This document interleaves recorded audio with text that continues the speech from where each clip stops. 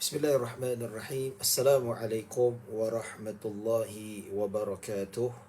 Alhamdulillah nahmaduhu wa nasta'inuhu wa nastahdihi wa nastaghfiruh. Wa na'udzu billahi min syururi anfusina wa min sayyiati a'malina. Man yahdihillahu fala mudilla lah wa man yudlil fala hadiya lah. Asyhadu an la ilaha illallah wahdahu la syarika lah. وأشهد أن سيدنا محمدا عبده ورسوله اللهم صل وسلم وزد وبارك على سيدنا محمد عبدك ورسولك النبي الأمي وعلى آله وصحبه أجمعين سبحانك لا علم لنا إلا ما علمتنا إنك أنت العليم الحكيم رب اشرح لي صدري ويسر لي أمري wahlul 'uqdatan min lisani yafqahu qawli amma ba'd. Alhamdulillah thumma alhamdulillah.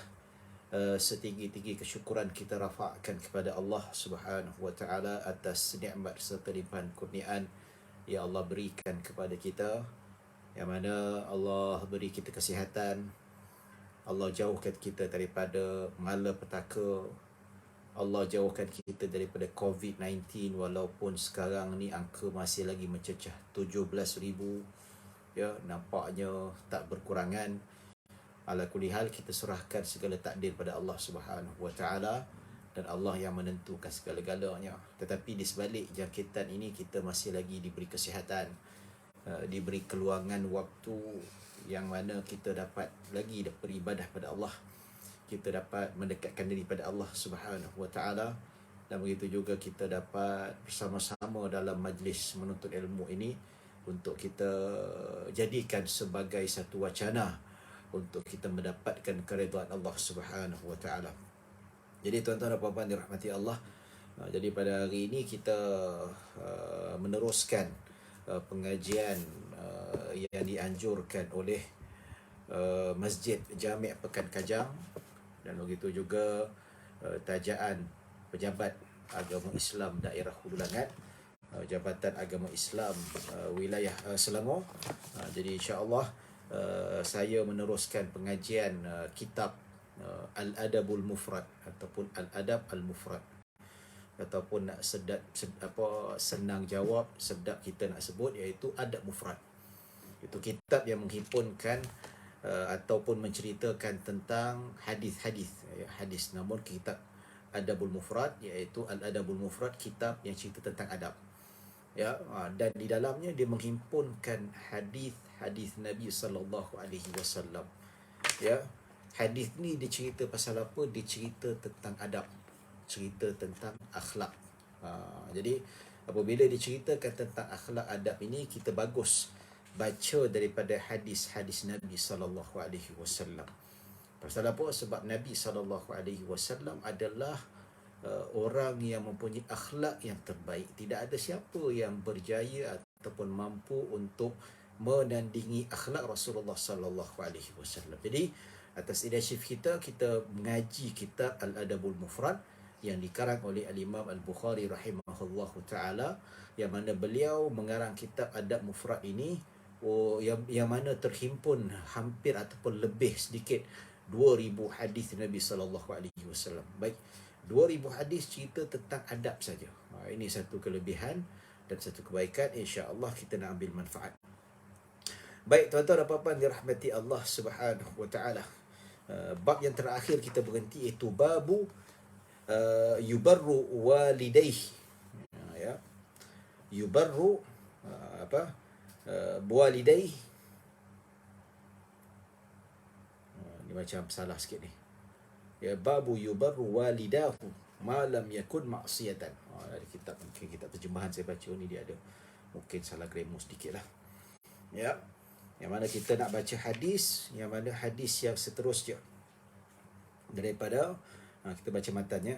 An Abdullah bin Amr radhiyallahu anhuma qala jaa rajulun ila an-nabiy sallallahu alaihi wasallam yuridu al-jihad faqala ahayyun walidaka faqala na'am faqala fafihima fajahid.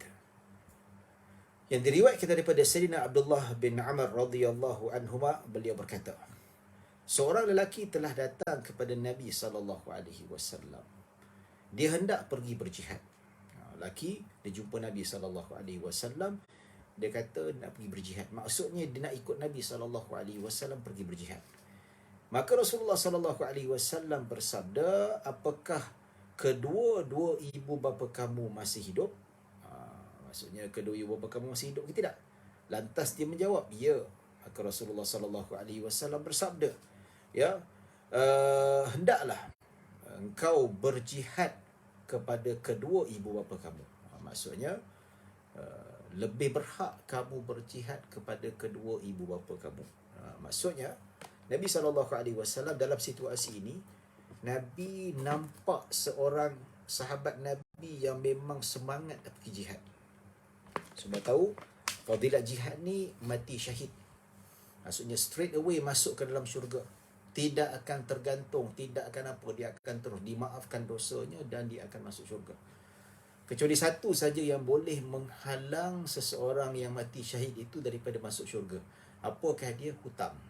Bahaya ni tuan-tuan. Roh tergantung.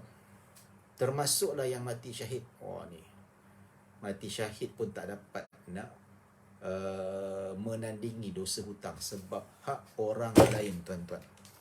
Ya. Jadi tuan-tuan dan puan-puan dirahmati Allah Subhanahu Wa Taala, ada sebagian ulama mengatakan bukan hutang saja, apa kesalahan yang besar kita laku kepada orang, penganiayaan melibatkan hak orang lain, begitu juga roh akan tergantung. Okey. So dia nak pergi berjihad. Dia nak pergi berjihad untuk mendapatkan keredaan Allah Subhanahu Wa Taala. Berjihad untuk memperjuangkan agama Allah. Berjihad untuk mempertahankan agama Allah Subhanahu Wa Taala. Baik. Maka dia semangat ni, maka Nabi kata, kamu masih lagi ada kedua ibu bapa kamu? Maka lelaki kata, ya. Nabi kata, kalau kamu nak berjihad, pergi berjihad dengan kedua ibu bapa kamu. Maksudnya berbakti kepada kedua ibu bapa kamu. Nampak tu? Tuan-tuan dan puan-puan dirahmati Allah Subhanahu Wa Taala. Kenapa kalau macam tu susahlah nak pergi jihad? Selagi mana di kalangan orang Muslim yang mana ada orang tuanya, tak boleh nak berjihad lah.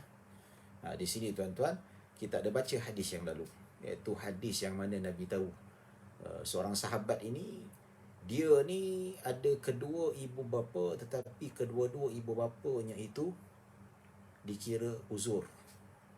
Maksudnya kalau anak tu pergi jihad, tak ada siapa nak menguruskan keperluan kedua-dua orang tuanya itu ketika dia pergi perang. Maka di sinilah prioriti yang perlu dilihat, perlu yang dilakukan seorang anak. Maka Nabi nampak situasi macam tu. Kalau mungkin kalau dia kata mak bapak dia masih muda, kuat, boleh bekerja, boleh ambil air dekat perigi, boleh makan sendiri, boleh pergi buang air, tak perlu ada orang nak tumpangkan, ya, maka mungkin Nabi suruh dia pergi berjihad. Tetapi situasi ini, maksudnya ibu bapanya lebih memerlukan. Maksudnya antara batalion tentera Islam dengan kedua ibu bapa. So kondisi yang berbeza ini, maka Nabi SAW kata ibu bapa kamu lebih berhak. Tapi kalau sebaliknya, mak bapaknya lebih tua, mak bapaknya itu dalam keadaan usuh, maka Nabi SAW melihat mak bapak lebih sesuai. Tapi kalau mak bapak ni muda, sihat, tidak menjadi masalah. Iaitu tuan-tuan dan puan-puan dirahmati Allah Subhanahu Wa Taala. Baik, kalau kedua ibu bapa yang dalam keadaan memerlukan anaknya, lebih tinggi kalau si anak itu berjihad untuk membantu orang tua dia berbanding dia pergi jihad fi sabilillah. Ya. Baik. Hadis ini menunjukkan juga tentang berjihad ke jalan Allah merupakan fardu kifayah. Jihad dari segi hukum fiqah dia ada dua jenis. Pertama, dinamakan sebagai hukum fardu kifayah. Dan satu lagi juga dinamakan sebagai fardu ain. Bila dinamakan sebagai fardu kifayah, maksudnya kita nak pergi perang, kita nak buka negara untuk mengislamkan sesuatu negara, satu geografi. Kita nak islamkan penduduk dia. Ataupun yang tak nak masuk Islam, dia kena duduk di bawah pemerintah Islam. Itu namanya fardu kifayah. Ya. Cukup bilangan tertentu, keperluan bilangan tertentu, ya, maka selagi mana dah cukup, pemerintah kan tak payah. Ya, maksudnya masih terikat dengan kuasa begitu juga terikat dengan arahan pemerintah. Jangan kata seorang pergi cukup, tidak. Dia kena ada bilangan tertentu. Kalau pemerintah kata, kalau khalifah kata peperangan ini memerlukan 10,000 orang, ya, maka pilih ke depan. Sekali cukup 8,000 orang ya, maka pemerintah terpaksa mencari lagi 2,000 orang. So dia pilih, dia cari, dia senarai nama penduduk tu, dia keluarkan nama. Syed Syahrizal pergi jihad. Alamak, saya tak boleh lah, saya ni tak pandai. Pergi, tak apa, latihan kami bagi dan sebagainya. Jadi tuan-tuan dan puan-puan dirahmati Allah Subhanahu Wa Taala, walaupun fardu kifayah, tapi masih tak mencukupi keperluan. Maka bila khalifah ataupun pemerintah tertinggi pilih ataupun dia perintahkan untuk berjihad, ya, walaupun di luar negara kita, maka hukumnya jadi wajib. Maksudnya kita termasuk dalam fardu kifayah itu sendiri. Jadi tuan-tuan dan puan-puan dirahmati Allah Subhanahu Wa Taala, bila kita sebut tentang perkara ini, bila kita nyatakan tentang perkara ini, bilakah jihad itu dikategorikan sebagai fardu ain? Ya, fardu ain bila kalau negara kita diserang oleh tentera musuh. Ya. Dan kita wajib mempertahankan, bukan mengharapkan tentera ataupun pahlawan-pahlawan dilantik oleh pemerintah, tetapi kita yang bertanggungjawab untuk memperkasakan negara kita dengan kekuatan yang kita ada. Hatta perempuan sekalipun, kalau memang dia tengok kalau lelaki ramai yang dah mati, terpaksa dia mempertahankan. Jangan sampai bumi ini dijajah oleh negara bukan Islam, terpaksa dilawan walaupun hilang nyawa sekalipun. Baik, tuan-tuan dan puan-puan dirahmati Allah Subhanahu Wa Taala, kita masuk pada hadis yang lain. Ya, hadis kita masuk bab yang ke-10, iaitu hadis yang ke-21. Babu man adraka walidayhi falam yadkhulil jannata. Yang bermaksud bab yang menyatakan orang yang masih mempunyai kedua ibu bapa, namun kedua-duanya tidak menjadikan dia masuk ke dalam syurga. Nampak? Mak bapak masih ada, tapi mak bapak tu tak menjadi penyebab dia masuk syurga. Baik, apa hadisnya? Baik. An Abi Hurairah radhiyallahu anhu an Nabi sallallahu alaihi wasallam qala raghima anfuhu raghima anfuhu raghima anfuhu. Qalu ya Rasulullah man? Qala man adraka walidayhi 'inda al-kibari aw ahadahuma fadakhala an-nar. Yang dia bermaksud, Abu Hurairah radhiyallahu anhu meriwayatkan bahawa Rasulullah sallallahu alaihi wasallam bersabda, betapa hinanya seseorang, betapa hinanya seseorang, sungguh hinanya seseorang. Hadis sebut, Nabi nak cakap somebody ni, yang mana Nabi cakap, oi, betapa hinanya seseorang ini, betapa hinanya seseorang ini. Nabi cakap macam tu. Maka para sahabat nak tahu siapa yang hina ni, siapa yang dirasakan hina oleh Rasulullah sallallahu alaihi wasallam, nak tahu. Maka para sahabat bertanya, siapa wahai Rasulullah?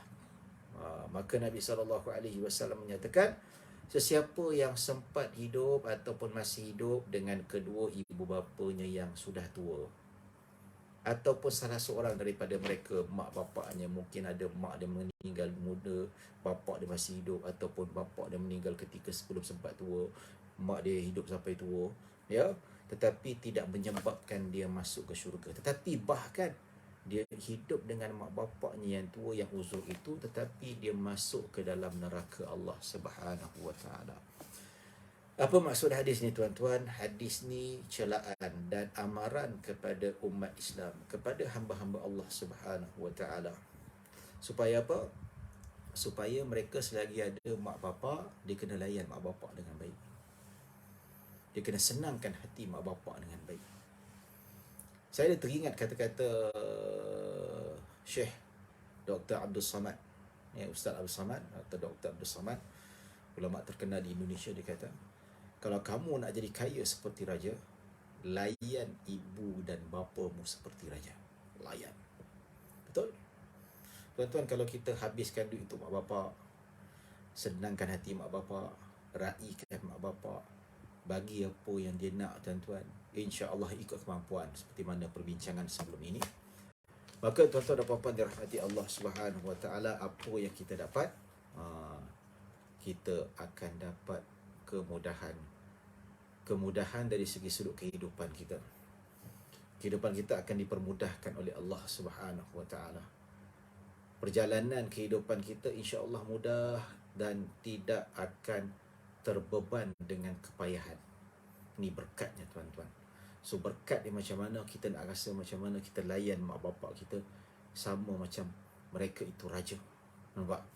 Jadi hadis ni kata rugilah mereka yang hidup bersama mak bapaknya tetapi tak sempat nak melalui berbakti kepadanya. Bahkan mak bapaknya dibiarkan hidup melarat, tua keuzuran tanpa layanan. Ya, bahkan ditambah lagi dengan penghinaan, cacian, makian, apa lagi tuan-tuan. Macam-macam lah yang ditaburkan, dia marah, dia tengking, mentang-mentang dia mak dah tua, pelupa, Alzheimer dan sebagainya. Ya, jadi bahkan sepatutnya mak bapak dia masih hidup, dia berbakti dengan sebaik mungkin, dengan pembaktian itu menyebabkan dia boleh masuk ke syurga. Tapi malangnya dia tak gunakan kesempatan ini. Apa dia buat? Malah membiarkan dirinya masuk ke neraka Allah Subhanahu Wa Taala. Bukan salah mak bapak. Allah dah bagi peluang. Betul tak? Allah dah bagi peluang tetapi tidak mau digunakan dengan sebaik mungkin. Allah dah bagi peluang untuk kita masuk ke syurga, tapi kamu tidak menggunakan sebaik mungkin. Bahkan peluang itu kamu campak, kamu pilih peluang untuk masuk ke neraka Allah Subhanahu Wa Taala. Ini tuan-tuan dan puan-puan dirahmati Allah Subhanahu Wa Taala. Maksud daripada hadis Nabi sallallahu alaihi wasallam, yang mana kalau kita lihat ini mak bapak penyebab kita masuk ke syurga.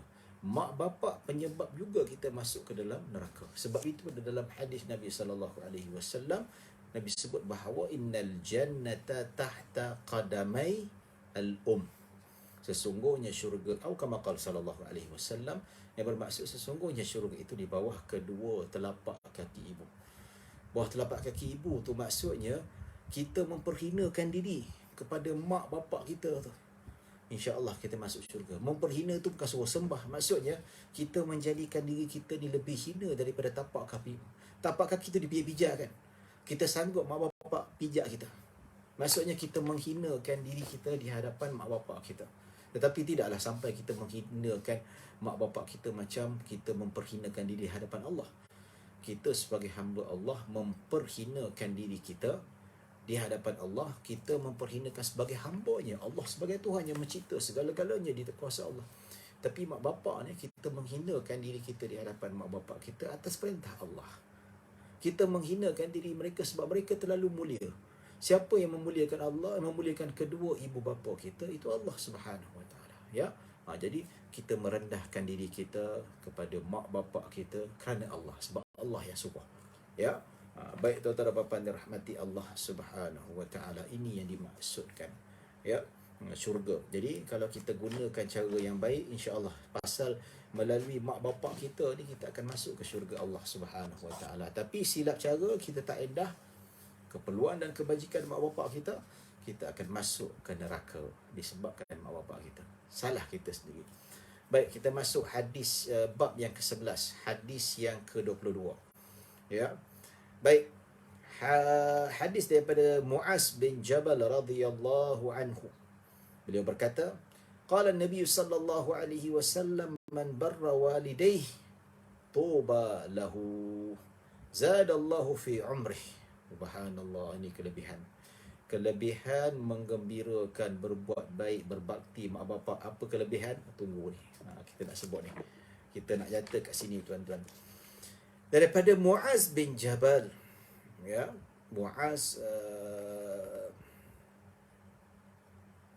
Muaz bin Jabal radhiyallahu anhu. Ya. Kata bahawa Nabi Muaz bin Anas, minta maaf. Perawi ini Muaz bin Anas, bukan Muaz bin Jabal. Muaz bin Anas, beliau berkata, iaitu meriwayatkan daripada Nabi sallallahu alaihi wasallam. Nabi sallallahu alaihi wasallam bersabda, sesiapa yang berbakti kepada ibu bapanya, maka beruntunglah baginya. Berita gembiralah untuknya. Nabi kata siapa yang berbuat baik, buat mak dia senyum, bapak dia senyum, ya susah senang, dia bantu mak bapak dia, mak bapak dia nak ni, dia bagi tuan-tuan. Nabi kata, beruntunglah kamu, beruntunglah orang itu, berita gembiralah untuk mereka. Maksudnya kalau Nabi bagi berita gembira ni tuan-tuan, ya Allah, bukan calang-calang. Nabi bagi berita gembira daripada Allah Subhanahu Wa Taala yang maha tinggi, yang maha agung. Bila sebut macam ni bukan Allah ke atas ya, tidak. Kita kata maksudnya ketinggian Allah Subhanahu Wa Taala. Bila kita berdoa angkat tangan pandang langit, bukan kita kata Allah tu dekat langit, tetapi kita nak kata ketinggian. Maksud doa tu kiblat doa. Kalau solat, ya, kiblat dekat mana? Kiblatnya dekat Allahumma salli ala Muhammad, dekat Kaabah. Tapi doa kiblat dekat langit, macam mana Nabi mengangkat kepalanya atau mengangkat tangan. Ya. Baik, apakah keberuntungan itu? Iaitu Allah Subhanahu Wa Taala akan menambah umurnya. Subhanallah. Buat baik pada mak bapak ni tuan-tuan, Allah panjangkan umur dia. Lagi banyak kita buat baik pada mak bapak, kita panjang umur dia. Baik, panjang umur ni dia ada pentakwilan dan ada pentafsiran di sisi para ulama. Panjang umur ni maksudnya tala ataupun zada umruh. Maksudnya zadal khairu fi umrih, bertambah kebaikan, ataupun zadatil barakatu fi umrih, maksudnya bertambah keberkatan pada umurnya. Maksudnya apa? Tak semestinya umurnya panjang, tetapi berkat. Mungkin dia hidup umur 40 tahun, 50 tahun, ya. Tetapi dari segi sudut keberkatannya, 50 tahun tu penuh dengan amal soleh. 50 tahun tidak dipenuhi dengan amal berkaitan dengan dosa-dosa besar ataupun perbuatan maksiat. Maksudnya dia mati dalam keadaan keberkatan. Umur je macam tu, tetapi dia mendapat keberkatan, mati dalam keadaan husnul khatimah, mati sebagai orang yang saleh. Subhanallah. Nampak? Jangan pula kita kata orang ni dia berbakti pada mak bapak umur 50 tahun ya. Ada orang tu berkurang ajar pada mak bapak umur 80 tahun. 80 tahun yang kurang ajar pada mak bapak tu hidup tak berkat. Ya, percaya hidup tak berkat, kecuali yang memang Allah dah buka hati dia untuk bertaubat ya. Maksudnya janganlah macam tu orang derhaka pada mak bapaknya, pintu tertutup. Tidak, pintu taubat tetap terbuka dan tidak pernah tertutup. Jadi tuan-tuan, buat baik pada mak bapak.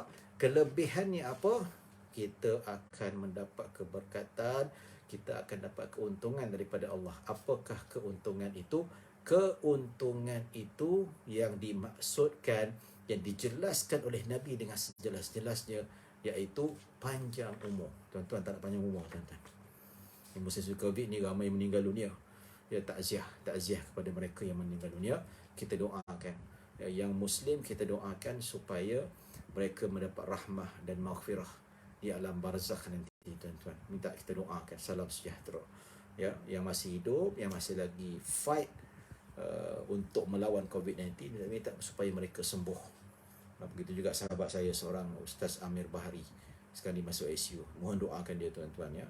Kawan saya Ustaz juga, dia sekarang ni bertarung COVID-19 dekat ICU. Katanya dapat tambah baik, tapi kalau tuan-tuan doakan lagi baik. Alhamdulillah, insya-Allah moga-moga dia sembuh dan Allah panjangkan umur dia. Insya-Allah orang baik-baik ni Allah panjangkan umur dia, minta macam tu lah. Baik tuan-tuan dan puan-puan dirahmati Allah Subhanahu Wa Taala. Kita masuk bab yang ke-12, hadis yang ke-23. Mungkin hadis yang terakhir lah dalam bab ni ya. Sebab kita nak cerita pasal sebab waktu yang tidak panjang, waktu kita pun terhad dan sebagainya. Baik, kita masuk hadis yang seterusnya. An Ibn Abbas ya. An Ibn Abbas radhiyallahu anhu qala fi qawlihi azza wa jalla imma yablughanna 'indaka al-kibara ahaduhuma aw kilahuma fala taqul lahumā uff ila qawlihi kama rabbayani saghira fanasakhatha al-ayatu allati fi bara'atah ma kana lin-nabiyyi wal-ladhina amanu ay yastaghfiru lil-mushrikina walau kanu uli qurba min ba'di ma tabayyana lahum annahum ashabul jahim. Baik, Ibnu Abbas radhiyallahu anhu bertafsirkan firman Allah Subhanahu wa taala. Firman Allah daripada surah apa namanya ni ya? Surah Al-Isra. Ya. Ayat 23 dan 24. Ya, kita baca tadi. imma yablughanna 'indaka al-kibara ahaduhuma aw kilahuma fala takul lahumā uff ila kama rabbayani shaghira. Ya. Maksudnya yang dimaksudkan imma yablughanna 'indaka al-kibara ahaduhuma aw kilahuma fala takul lahumā uff wala tanharhuma wa qul lahumā qawlan karīma wahfidh lahumā janāha adh-dhulli min ar-rahmah wa qur rabbirhamhuma kama rabbayani shaghira. Bermaksud jika salah seorang daripada kedua-duanya iaitu ibu bapa atau kedua-duanya sekali sampai kepada umur tua dalam jagaan dan peliharaanmu, maka janganlah engkau berkata kepada mereka sebarang perkataan yang kasar selagi mana sekalipun perkataan uf tu apa lama ni macam tu sekali, tak boleh kata kasar. Kalau siapa buat cepat-cepat minta maaf. Dan janganlah engkau menengking dan menyergah mereka. Tinggi suara. Tu tak tengking. Dia macam tu ayat, tapi bila mak bapak dengar kecil hati. Ya. Dan jangan engkau menengking dan menyergah mereka. Tetapi katakanlah kepada mereka perkataan yang mulia, iaitu sopan dan santun, dan rendahkanlah dirimu kepada keduanya kerana belas kasihan dan kasih sayang, dan doakanlah, wahai Tuhanku, kasihanilah mereka berdua sebagaimana mereka telah memelihara dan mendidikku semasa kecil. Ni doa ni tuan-tuan, kita diterangkan bahawa surah Al-Isra ayat 23 dan 24 menceritakan tentang kewajipan seorang anak berbuat baik pada mak bapak. Dan kita digalakkan untuk mendoakan mak bapak kita ketika hidup dan juga sudah meninggal dunia. Ya. Hormat, rendahkan sayap, tawaduk depan mak bapak, ya. Berbakti kepada mereka. Kalau mereka dah tua, kita tolong mereka. Yang mereka tak mampu buat, kita wajib bantu. Kalau mereka tak mampu nak cari nafkah, kita wajib tanggung. Sebab itu mazhab Syafi'i kata kalau mak bapak tak mampu nak kerja, tak ada pencen, ya, tak boleh nak cari duit, tak boleh apa, kita wajib bagi nafkah pada mak bapak kita. Tak ada cara lain dah. Wajib itu sebagai tanggungjawab. Ya, macam kita wajib menanggung anak-anak kita yang masih kecil. Macam tu juga mak bapak wajib sampai dah. Selagi mana dia hidup, cari duit. Kalau kita miskin apa-apa kerana tak ada duit, siapa yang ambil tindakan? Siapa yang wajib? Baitul Mal, zakat. Ya. Baik, kalau mereka sudah meninggal dunia, doakan mereka. Walaupun masih hidup, doakan mereka, tuan-tuan, supaya diampunkan doa mereka. Ya. Maksudnya diampunkan dosa mereka. Wa qur rabbirhamhuma kama rabbayani shaghira. Rahmatilah mereka. Ya. Maka kata Ibn Abbas lagi, ayat ini telah dimansuhkan di dalam surah At-Taubah, Bara'ah. Ini disebut ma kana lin-nabiyyi wal-ladzina amanu ay yastaghfiru lil musyrikina walau kanu uli qurba min ba'di ma tabayyana lahum annahum ashabu al-jahim ataupun ashabul jahim. Yang bermaksud tidak dibenarkan bagi Nabi dan orang-orang yang beriman meminta ampun bagi orang-orang musyrik, sekalipun orang itu kaum kerabat sendiri, sesudahnya nyata bagi mereka bahawa orang-orang musyrik itu adalah ahli neraka.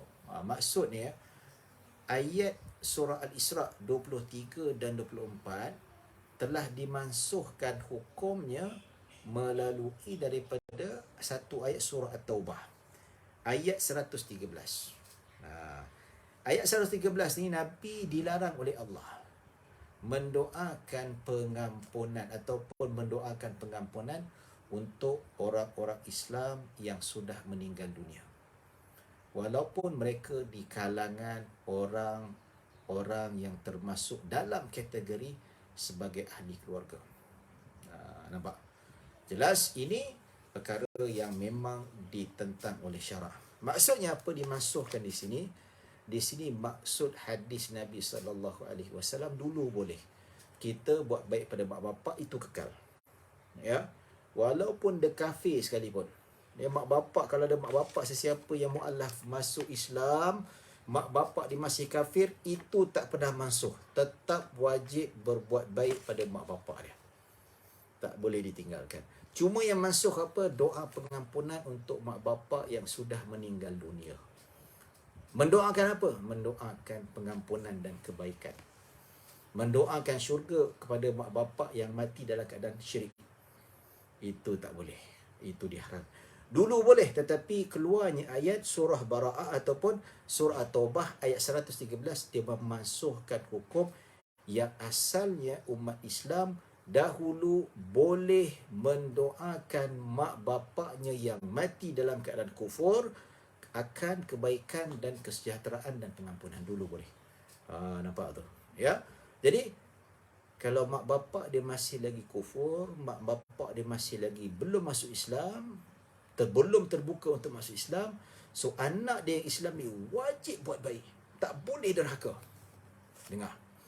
Walaupun mak bapak tu masih lagi bukan Islam, anak yang Islam tu tak boleh nak kata kasar.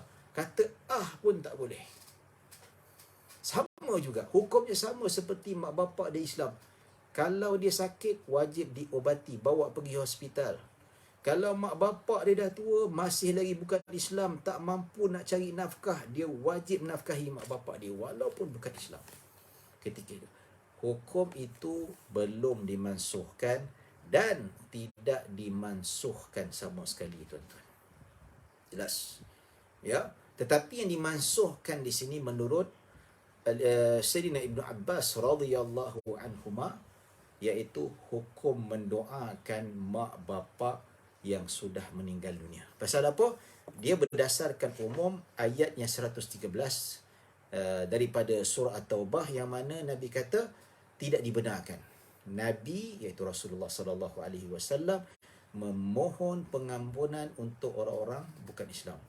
Contoh, Nabi nak doakan bapa saudaranya Abu Talib, ataupun nak mendoakan ataupun memohon pengampunan untuk ibunya Fatimah, iaitu isteri kepada Abu Talib, ya, yang mana mati dalam keadaan kufur, tidak boleh, Nabi tak benarkan. Sama juga kita anak yang mungkin kecewa, yang sedih, mak bapak dia mati bukan dalam keadaan Islam, ya, kita tak boleh nak istighfar. Kita nak istighfar untuk mak bapak kita ataupun mak bapaknya yang mati dalam keadaan kufur, maka itu jelas bertentangan dengan hukum syarak dan tidak dibenarkan oleh Islam itu sendiri. Jadi tuan-tuan dan puan-puan dirahmati Allah Subhanahu wa taala, melalui perbahasan orang tanya, ustaz, boleh tak kalau orang bukan Islam dia masih hidup, ya, kita doakan pengampunan untuknya? Nampak tu? Hukumnya boleh tak? Boleh. Maksudnya, ya Allah, kawan aku ni Ahmeng, dia belum masuk Islam, dia masih lagi beragama Buddha ataupun beragama Kristian ke Hindu ke apa, ya, berilah pengampunan padanya. Ya. So pengampunan ni luas. Pengampunan tu apa? Islam pun pengampunan juga. Ya. Maksudnya Islam dalam hadis Nabi sallallahu alaihi wasallam sebut al-Islam hadama ma qablahu.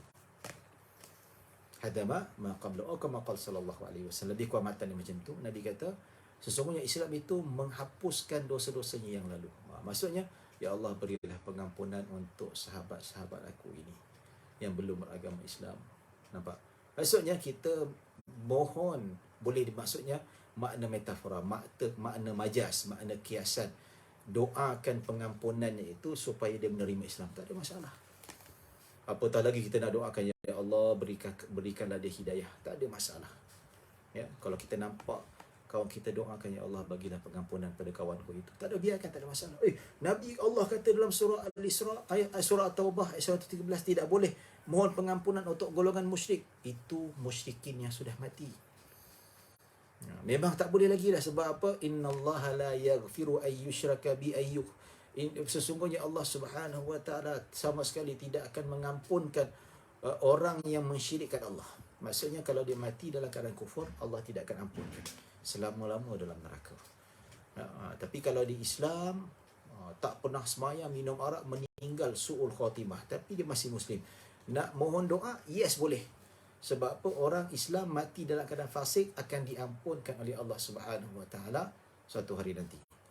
Katakanlah dia masuk neraka, ya, ataupun dekat syurga, tapi ada kalanya pendosa-pendosa besar dapat rahmat Allah straight, dapat syafaat dan sebagainya. Tak lama dalam neraka ataupun tak sempat masuk neraka, ada benda something yang besar dia buat, memang dapat straight away rahmat dan pengampunan daripada Allah Subhanahu Wa Taala. Nampak tak tuan-tuan? Ya, jadi ketika hidup dekat dunia ni, no problem at all kalau kita nak doakan pengampunan ataupun kita nak doakan syurga untuk, ya Allah berilah syurga padanya. Maksudnya kita nakkan Islam pada dia lah. Ya, dia takkan dapat syurga kecuali dia melalui Islam, hidayah Allah. Maksudnya, ya Allah kurniakanlah syurga pada Arumugam ini. Maksudnya, ya Allah kurniakanlah dia Islam supaya dengan Islam itu dia tak kekal dalam neraka, dia boleh masuk syurga. Ya, tak apa. Ya. Dan apatah lagi kalau doa yang melibatkan doa macam mana? Doa rezeki. Ya Allah bagikanlah dia rumah besar. Ya Allah kurniakanlah dia rezeki yang murah. Boleh, tak ada masalah. Selagi mana dia hidup tidak menjadi masalah. Ya. Cuma doa-doa yang tak dibenarkan, doa-doa yang bertentangan dengan syarak. Ya, ya Allah aku tengok, ya Allah dia ni kalau masuk Islam, mak bapak dia kasih dia hati, ya Allah kekalkanlah dia dengan agamanya. Ini tak boleh. Doa macam ni haram. Doa macam ni kalau kita minta kekal, ya betul. Ada orang kata, dia kata saya tengok mak bapak kawan saya ni baik sangat, ya. Tapi kalau dia tahu kalau dia kalau kawan saya dia nak masuk Islam, nanti dia kecewa. Boleh tak saya doakan dia kekal dengan agama dia yang lama tu, supaya apa? Untuk menggembirakan bapak. Jangan. Islam tidak boleh digadai. Islam sudah dapat, kena wajib Islam. Walaupun mak bapak patah hati ke. Ya. Yang bab jihad tu itu lain. Sebab jihad tu lebih rendah daripada syahadah. Syahadah paling tinggi tu. Rukun Islam, rukun iman. Tidak boleh ditinggalkan. Ini jangan. Sebab apa? Ini hujah golongan liberal. Faham tak? Liberal ni dia kata, kalau mak bapak nak masuk Islam, jangan. Kalau masuk Islam itu boleh menyedihkan mak bapak. Ini orang liberal cakap, orang bukan Islam yang nak masuk Islam ni. Kalau awak masuk Islam nanti mak bapak awak sedih. Sedangkan Nabi pun tak bagi sahabat menyedihkan ibu bapa yang nak pergi berjihad. Ni dia. Kurang ajar betul. Qiyas ma'al fariq. Jihad itu tidak melibatkan maksudnya kalau dia pergi jihad, tak pergi jihad, tak keluar Islam. Tapi ini melibatkan syahadah, melibatkan keimanan, melibatkan kedudukan dekat akhirat nanti. Kalau dia tak Islam, selama-lama berada dalam neraka, tuan-tuan. Bukan main-main. Jangan main-main. So, doa tidak boleh bertentangan dengan syarak. Contoh, kita nak minta dia kekal dengan agama, kufurnya itu tidak. Kedua, doa yang maksudnya, contoh, kita ada kawan non-Muslim, ada kedai jual arak. Bagus ya. Kawan kita ni, dia bagi belanja duit, dia bagi apa semua. Dia kata, ya Allah, kau majukanlah bisnesnya, ya Allah. Tak boleh, ini haram. Doa macam ni haram pasal apa? Kita minta pada Allah supaya memperkembangkan bisnes haramnya. Tak boleh. Tapi kalau kita nak doa, ya Allah, kau kayakanlah dengan perniagaan halal. Berilah hidayah kepadanya supaya dia masuk Islam dan meninggalkan perniagaan haram ini. Kau kayakanlah dia dengan perniagaan halal. Itu tak apa. Tapi mentang-mentang kita dapat duit daripada dia, belanja dia, kita minta supaya Allah kekalkan dia dengan perniagaan arak ini dan majukan lagi. Itu haram. Jelas tak boleh. Ya. Tuan-tuan dan puan-puan yang dirahmati Allah Subhanahu Wa Taala. Baik, azan pun dah nak masuk. Saya rasa baik saya berhenti dekat sini sebab hadis selepas ini dia panjang. Ya.